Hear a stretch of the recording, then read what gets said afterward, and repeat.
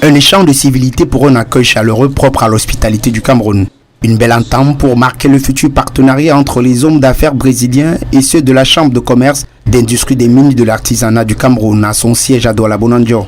Le Brésil, le géant en Amérique latine et 5e au rang mondial, est un atout au potentiel à saisir. Il s'agit en fait d'amener au Cameroun les opérateurs économiques qui pourraient aider le Cameroun à atteindre l'objectif visé de son émergence d'horizon 2035.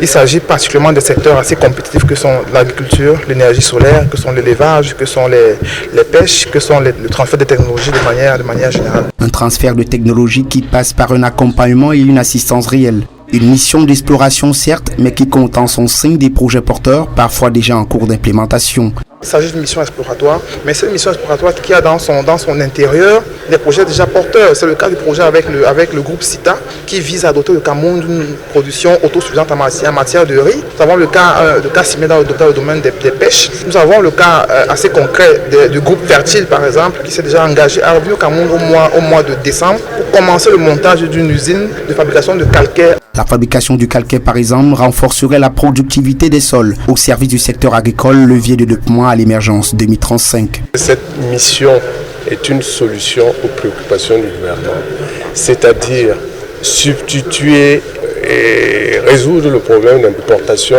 de matières de première nécessité au Cameroun.